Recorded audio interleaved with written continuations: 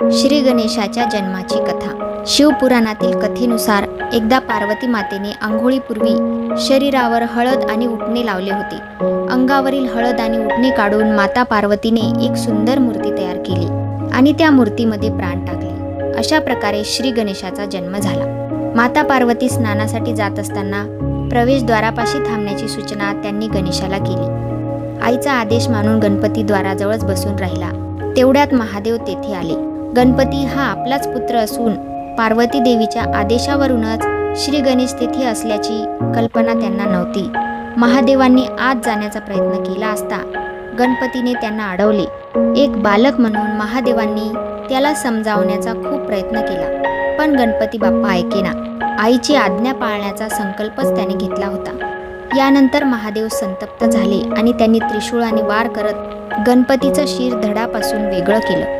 जेव्हा माता पार्वती तिथे आली तेव्हा गणपतीची अशी अवस्था पाहून तिला खूप दुःख झाले।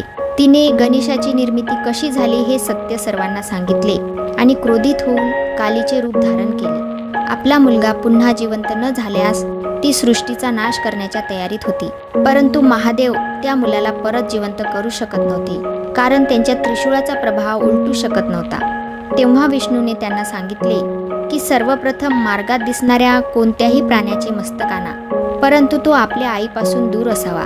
त्याप्रमाणे महादेवांना एका हत्तीचे पिल्लू दिसले। ते आपल्या आईकडे पाठ करून झोपले होते।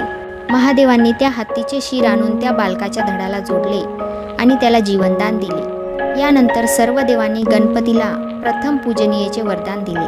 तसेच हत्तीच्या शिरामुळेच श्री गणेशाला गजमुख हे नाव पडले।